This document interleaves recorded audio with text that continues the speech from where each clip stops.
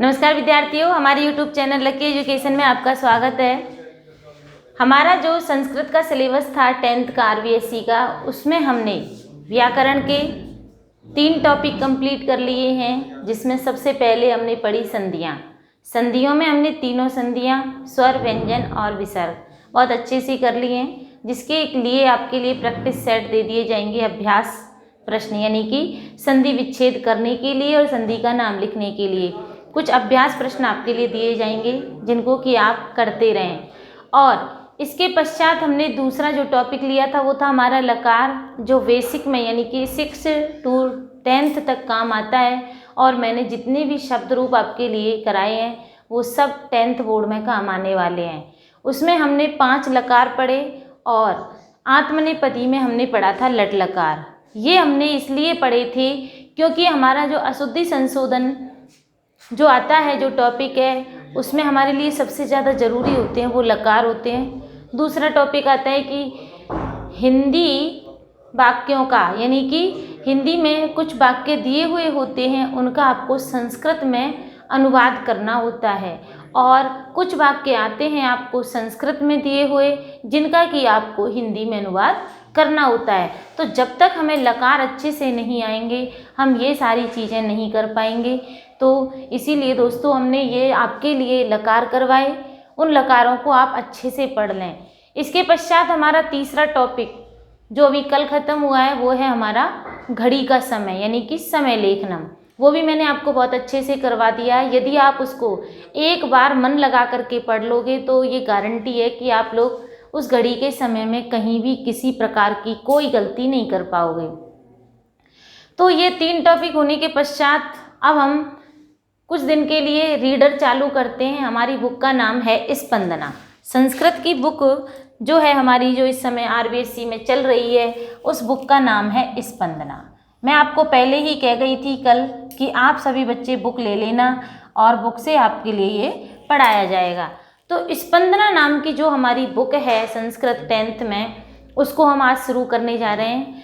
तो स्पंदना का जो सबसे पहला हमारा चैप्टर है वो है जय सुर भारती। सुर भारती, सुर माने सुर, स्वर, और भारती माने देवी। हे स्वर की देवी तुम्हारी जय हो। तो जो सरस्वती माता है वो हमारी वाणी की देवी है, विद्या की देवी है, स्वर की देवी है। उस सरस्वती की वंदना यहाँ की गई है। तो जब मैंने ये स्टार्ट किया था, संस्कृत का जब सिलेबस स्टार्ट किया था, तब मैंने आपको कहा था कि कोई भी कार्य शुरू करने से पहले उसकी निर्विघ्न समाप्ति के लिए मंगलाचरण किया जाता है। इस मंगलाचरण का अर्थ हिंदी और संस्कृत में ही ज़्यादातर बताया जाता है, क्योंकि इसमें जो देवताओं की जो भाषा है ये संस्कृत, इसमें सबसे पहले देवताओं की स्तुति की गई है।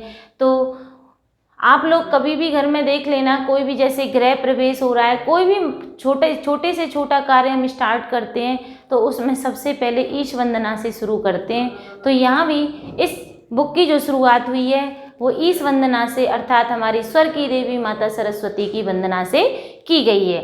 तो यह जो स्वर की देवी है, आप इस चैप्टर को समझने के लिए सभी के हाथ में बुक होनी चाहिए, ताकि मैं आपके लिए एक एक शब्द का अर्थ आपको बताऊं और आपके अच्छे से समझ में आ जाए। जब तक आप बुक हाथ में नहीं लेंगे तब तक आपके समझ में कुछ भी नहीं आने वाला है, क्योंकि आपके सिर के ऊपर से जाएगा। यहाँ सामने चैप्टर थोड़ी लिख रहा है, चैप्टर जो है आपका बुक में है, और आप बुक में पहला चैप्टर खोलें और उसका पहले श्लोक का अर्थ देखें। उससे पहले मैं आपको बता देना चाहती हूँ कि ये जो हमारी बुक है वो बहुत ही इम्पोर्टेंट है, जो कि कितने नंबर की आती है, 25 मार्क्स की आती है। जिसमें मेन चीज़ जो आती है, देखिए इसमें क्या आता है, मूल पाठ। मूल पाठ तो वही आता है जो हमारा दिया हुआ होता है, फिर उसका अन्वय, यदि श्लोक है तो उसका अन्वय आपको आना चाहिए। शब्दार्थ दिए हुए होते हैं, उसका हमें शब्दार्थ, यानी कि जब तक शब्दार्थ नहीं आएंगे तब तक ना हम पैराग्राफ का अर्थ कर सकते हैं, ना नाट्यांश का अर्थ कर सकते हैं, और ना ही हम पद्यांश का अर्थ कर सकते हैं। उसके पश्चात ही आता है हमारा हिंदी अनुवाद, और हिंदी अनुवाद जो हमारा आता है वो 5 नंबर का आता है। इसके पश्चात आती है सह प्रसंग संस्कृत में व्याख्या। जब आपको ये सारी चीज़ें क्लियर हो जाती हैं तब आपके लिए करवाई जाती है संस्कृत व्याख्या, जो कि 5, 4 और 3 7 नंबर की संस्कृत व्याख्या आती है। 2 में से आती है, एक तो नाट्यांश में से आती है और एक आती है आपके लिए पद्यांश में से। किसी भी श्लोक की संस्कृत में आपको सप्रसंग व्याख्या करनी होती है। तो सप्रसंग व्याख्या करने के लिए आपको क्या करना होता है, देखिए सबसे पहले आपको मूल पाठ लिखना होगा। अर्थात जैसे हमारा ये पहला श्लोक है, जय जय हे भगवती सुर भारती, ये आपके लिए ये श्लोक आया पूरा। और आपने इसको जब पेपर में आप आंसर शीट में जब आप लिखोगे तो मूल पाठ करके सबसे पहले आप जय जय हे भगवती लिख करके डॉट डॉट करके और अंत में उसका अंतिम वर्ड लिख दोगे, ते गच्छामा।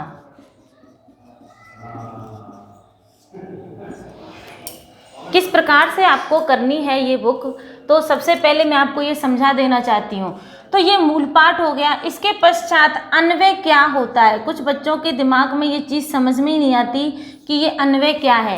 अन्वय वही है जिस प्रकार से जो सेंटेंस जो होते हैं हमारे, उनको सही क्रम में जमाना। तो देखिए, जय जय हे भगवती सुर भारती, तो यहाँ जो हम अन्वय करेंगे, हे भगवती सुर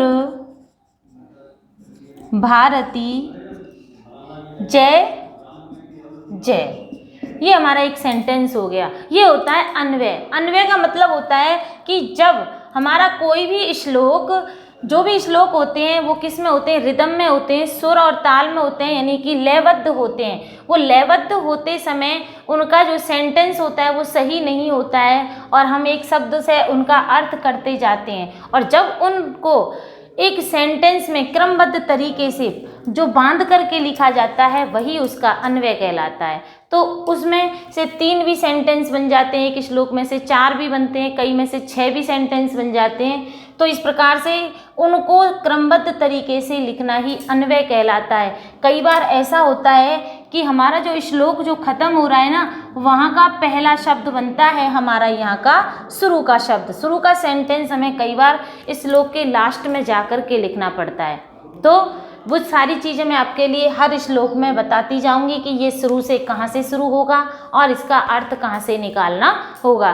तभी जाके हम श्लोक का सही अर्थ, भावार्थ और हिंदी अनुवाद और सप्रसंग व्याख्या कर पाते हैं। तो ये तो हमारा हो गया अन्वय। अन्वय के पश्चात आते हैं शब्दार्थ।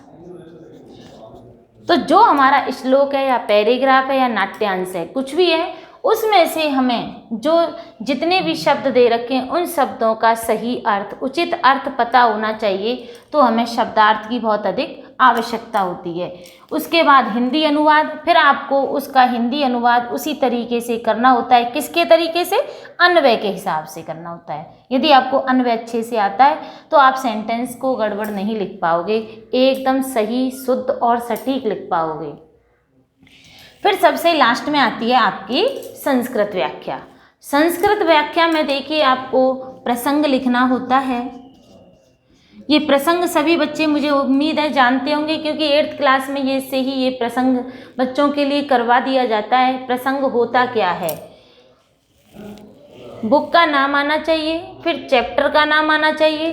चैप्टर का नाम के साथ साथ वो जो पाठ हमारा जो दिया हुआ है वो कहाँ से, किस ग्रंथ से लिया गया है, किस राइटर का है, अर्थात इसके लेखक कौन है, कवि कौन है, ये सारी बातें इस प्रसंग के अंतर्गत आती हैं। और उसके पश्चात उसमें बताया जाता है कि जो इसमें लिखा हुआ है कि आखिर ये श्लोक हमें क्या बताना चाह रहा है, इसके अंदर क्या छुपा हुआ है, उसको हमें एक लाइन में लिख देना होता है। इसके पश्चात हमें व्याख्या करनी होती है। व्याख्या करने के लिए हमें संस्कृत में, हिंदी में शब्दार्थ और संस्कृत में शब्दार्थ, दोनों ही प्रकार के शब्दार्थ याद करने होते हैं। अर्थात कहने का मतलब यह है कि उनके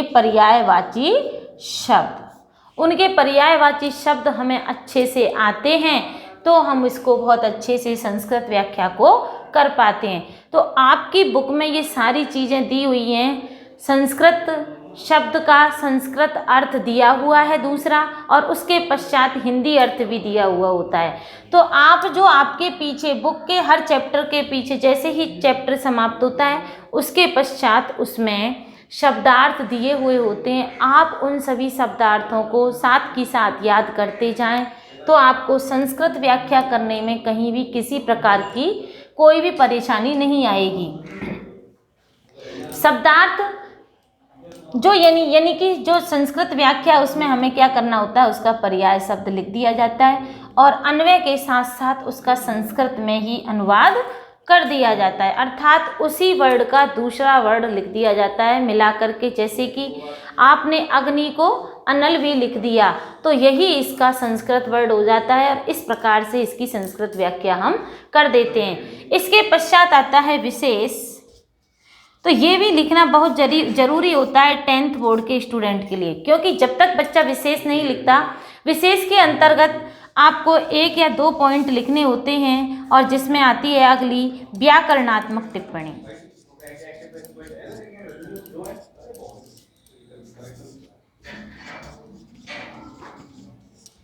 व्याकरणात्मक टिप्पणी में देखिए उसमें व्याकरण के 2 या 3 पॉइंट आपको लिखने होते हैं।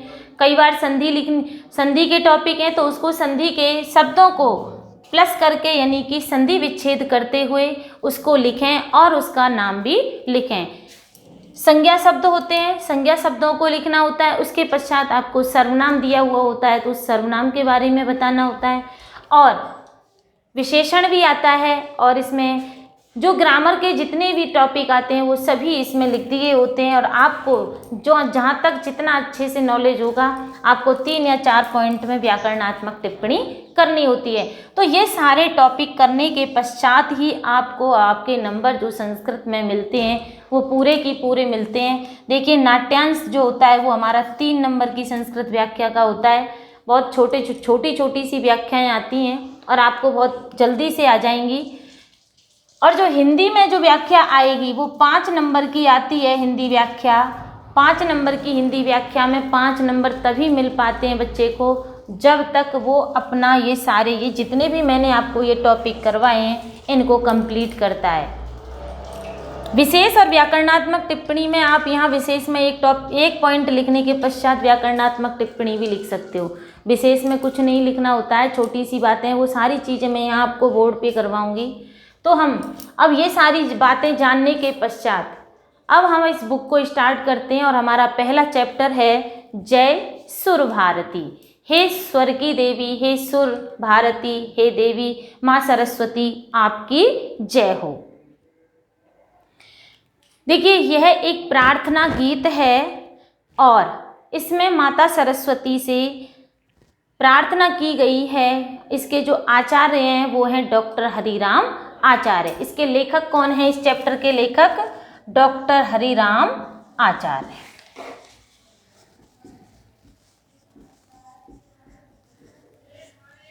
ये हमें अच्छे से आनी चाहिए ये सारी चीज़ें। चैप्टर का नाम, सबसे पहले बुक का नाम, उसके बाद चैप्टर का नाम और उस चैप्टर के राइटर का नाम, और कौन से ग्रंथ से ली गई है ये रचना। जय सुर भारती कौन से ग्रंथ से ली गई है? मधुछंदा नामक ग्रंथ से ली गई है।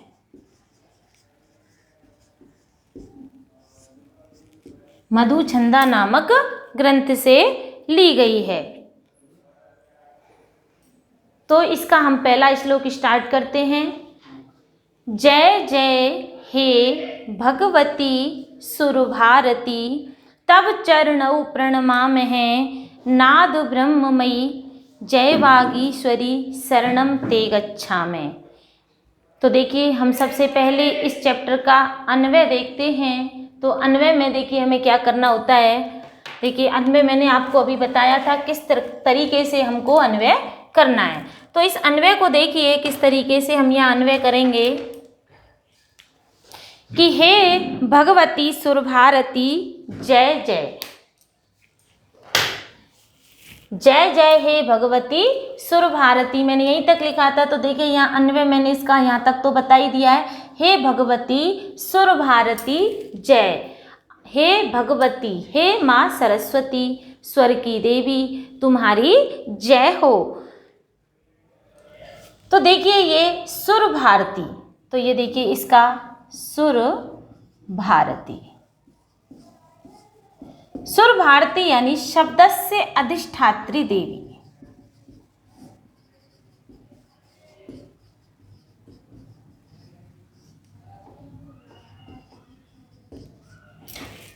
ये हमने इसका संस्कृत वर्ड याद कर लिया, यहीं के यहीं याद हो जाता है और यहीं से ही हमको संस्कृत व्याख्या भी अच्छे से आ जाती है। तो देखिए सुर भारती का दूसरा जो वर्ड होगा शब्दस्य अधिष्ठात्री देवी। अब देखिए बहुत सिंपल हो गया, शब्द की अधिष्ठात्री देवी यानी कि शब्द की देवी कौन, माँ सरस्वती, आपकी जय हो। अगला है तब चरणौ प्रणमामः। तब, तब माने तुम्हारे, तब माने होता है तुम्हारे, चरणों माने होता है चरणों में। या चरणों क्यों आया, क्योंकि चरण होते हैं दो, रामे रामऊ, तो दो चरण हुए इसीलिए यहाँ आया चरणों, द्विवचन आया। तुम्हारे चरणों में प्रणमाम है, मैं प्रणाम करता हूँ या करती हूँ। तुम्हारे चरणों में प्रणमाम है माने हम सब प्रणाम करते हैं। यहाँ मैं आया, प्रणमामी आता तो क्या आता, मैं प्रणाम करता हूँ, प्रणमामी में तो आता हमारा प्रणाम करता हूँ, लेकिन यहाँ ये बहुवचन में आ रहा है तो हमें क्या करना है, हम सब आपके लिए प्रणाम करते हैं, आपके चरणों में प्रणाम करते हैं। दोबारा से देखिए, जय जय हे भगवती सुर भारती, तब चरणौ प्रणमामः। हे भगवती शब्दस्य, शब्द की अधिष्ठात्री देवी माता सरस्वती, हम तुम्हारे चरणों में प्रणाम करते हैं। नाद ब्रह्ममयी जय वागीश्वरी। नाद ब्रह्म, देखिए ये नाद ब्रह्म, ये नाद ब्रह्म क्या है, अर्थात ब्रह्म में वाणी से युक्त, ब्रह्मा ब्रह्म की वाणी से युक्त। नाद ब्रह्ममयी जय वागीश्वरी की हे नाद ब्रह्ममयी, हे शब्द ब्रह्म से युक्त या ब्रह्म की वाणी से युक्त या शब्द ब्रह्म से भी युक्त। आप इसको संस्कृत में जब व्याख्या लिखोगे तो आप लिख दोगे इसको शब्द ब्रह्म से युक्त, शब्द ब्रह्म युक्त। छोटे छोटे से ही वर्ड लिखने होते हैं। नाद ब्रह्म को आप शब्द ब्रह्म युक्त लिख दिया तो ये संस्कृत व्याख्या में आ गया, और यहाँ आपको ने इसको लिख दिया कि ब्रह्म की वाणी से युक्त माता सरस्वती जय वागीश्वरी। वागीश्वरी देखिए यहाँ संधि विच्छेद हो रहा है, वागीश्वरी, वागीश्वरी वाणी की देवी। तो देखिए यहाँ वागीश्वरी का जो संधि विच्छेद होगा बाक प्लस ईश्वरी, बाक प्लस ईश्वरी हो गया। तो यहाँ कौन सी संधि हो गई हमारी, यहाँ हो गई हमारी जसत्व संधि हो गई, जो आपके कोर्स में है और ये कई बार उदाहरण आता है। तो बाक माने वाणी की, ईश्वरी माने देवी। हे वाणी की देवी, शरणम ते गच्छामा, शरणम माने हम आपकी, शरणम ते माने तुम्हारी, गच्छामः माने जाते हैं। हे वाणी की देवी सरस्वती, हम तुम्हारी शरण में जाते हैं। अब इस पूरे श्लोक का एक बार अर्थ देख लीजिए किस प्रकार से है। जय जय हे भगवती सुर भारती, तब चरणौ प्रणमामः। हे भगवती सुर भारती, हे वाणी की अधिष्ठात्री देवी, शब्द की अधिष्ठात्री देवी माता सरस्वती, आपकी जय हो। तब चरणौ प्रणमामः, हम आपके चरण कमलों में प्रणाम करते हैं। नेक्स्ट लाइन है इसकी, नाद ब्रह्ममयी जय वागीश्वरी, नाद ब्रह्म से युक्त, शब्द ब्रह्म से युक्त या ब्रह्म की वाणी से युक्त। हे परमेश्वरी, हे माँ भगवती सरस्वती जय वागीश्वरी, और हे वाणी की देवी माता सरस्वती, शरणम ते गच्छामा, हम तुम्हारी शरण में जाते हैं। तो देखिए ये हमारा पहला श्लोक यहाँ कंप्लीट हो जाता है, जिसमें संधि में ये बा की स्वरी शब्द आया।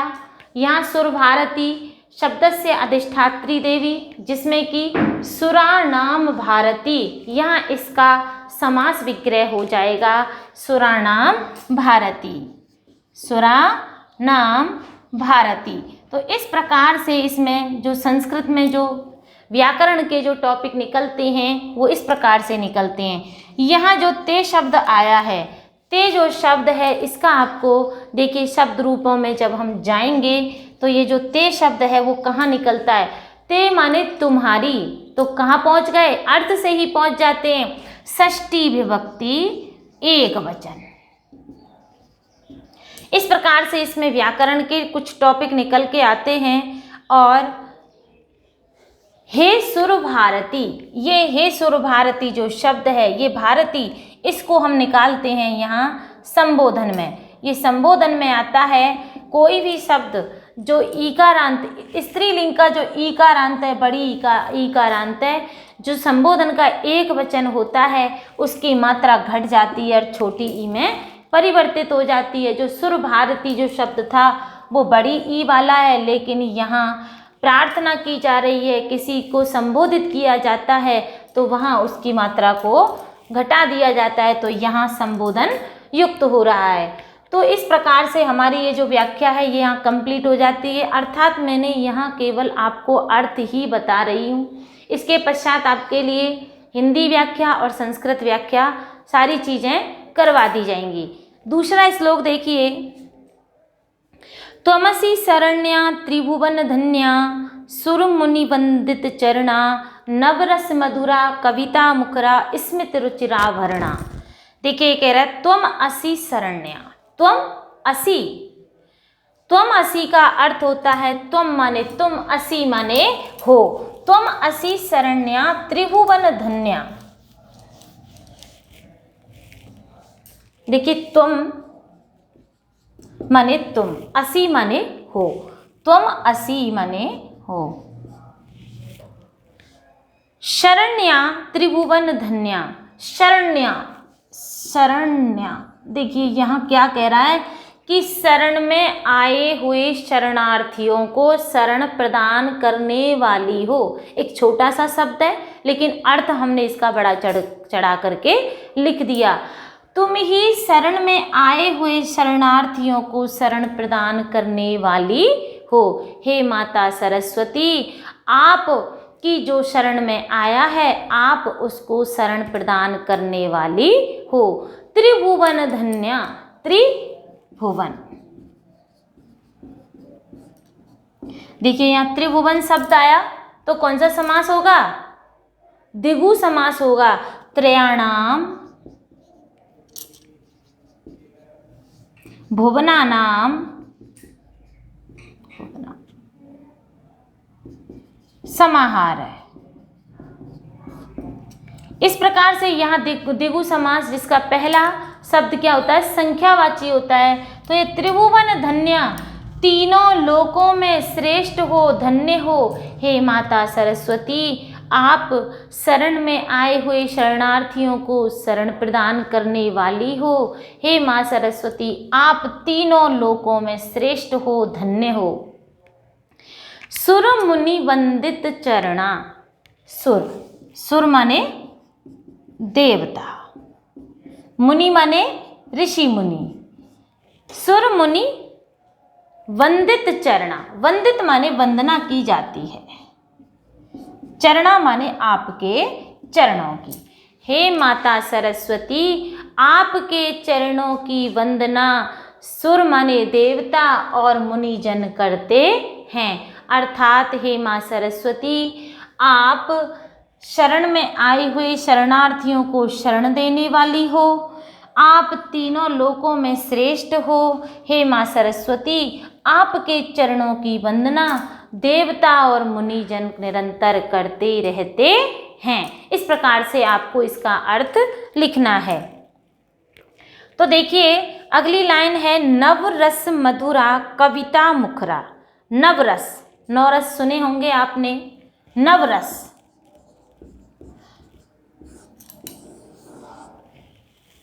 ये नवरस कौन कौन से होते हैं, जिसमें कि श्रृंगार, रौद्र, वीर, करुण, हास्य, रति, यानी कि ये सभी जो नवरस जो दिए हुए होते हैं। आपकी जो कविताएं हैं नवरस मधुरा, मधुर, कविता मुखरा।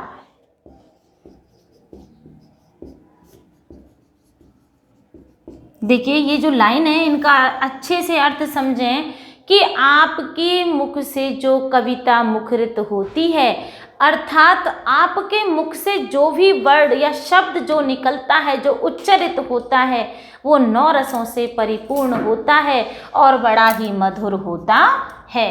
हे माता सरस्वती, आप इसके मुख से निकलने वाली कविता 9 रसों से परिपूर्ण होती है, अर्थात आप जब भी शब्द बोलती हैं तो वो है एक कविता के रूप में प्रकट होता है और वह कविता भी 9 रसों से भरी हुई होती है। स्मित रुचिर आभरणा, देखिए ये शब्द भी देखिए, स्मित, स्मित रुचिर, मंद हंसी से युक्त। इसका अर्थ क्या होगा? मंद हंसी से युक्त, मंद हंसी से युक्त। स्मित रुचिर, रुचिर आभरणा और रुचिर आभरणा, देखिए दोनों का ही अलग अलग शब्द अर्थ होगा। रुचिर आभरणा, आभरणा माने होते हैं आभूषण। तो जो आपकी जो मंद हंसी है, जो आपकी मंद हंसी से युक्त जो छवि है, वो है ऐसे समझो ये कि आपने आभूषणों को धारण कर रखा है। तो इस पूरे श्लोक का एक बार दोबारा से अर्थ देख लें। एक एक शब्द का मैंने अर्थ बता दिया है। अब देखिए पूरे श्लोक का अर्थ। त्वमसि शरण्या त्रिभुवन धन्या, हे माता सरस्वती, तुम्हारी शरण में जो भी शरणागत आता है, आप उसको शरण्या, शरण प्रदान करने वाली हो। हे माँ सरस्वती, आप ही तीनों लोकों में श्रेष्ठ हो, अर्थात धन्य हो। सुर मुनि वंदित चरणा, और माँ सरस्वती, हे माँ भगवती, आपके चरणों की वंदना देवताओं और मुनियों के द्वारा निरंतर की जाती है। नवरस मधुरा कविता मुखरा, कविता मुखरा नवरस मधुरा। तो आप देखिए यहाँ से जो नवरस मधुरा, 9 रसों से परिपूर्ण और बड़ी ही मधुर लगने वाली है, जो आपके मुख से कविता निकलती है, अर्थात हे माता सरस्वती, आपके मुख से मुखरित होने वाली या आपके द्वारा बोली जाने वाली कविता 9 रसों से परिपूर्ण होती है। नेक्स्ट लाइन देखिए, स्मित रुचिराभरणा, और जो आपकी मंद हंसी से जो युक्त छवि है, अर्थात आपकी जो मुख की जो छवि है, जो शोभा है, वो मंद हंसी से युक्त है, अर्थात आप मंद मंद मुस्कुराती रहती हो और उससे ऐसे लगता है कि आपने इस मंद हंसी से युक्त आभूषण को धारण कर रखा है। तो यही आपकी जो मंद हंसी है वो आभूषण के समान सुसज्जित होती है। हे माता सरस्वती, हम आपके इस रूप की वंदना करते हैं। तो इस प्रकार से देखिए बच्चों, यहाँ मैंने आपको 2 श्लोकों का अर्थ करवा दिया है और आगे अगली वीडियो में इस चैप्टर का पूरा अर्थ करवा दिया जाएगा। धन्यवाद।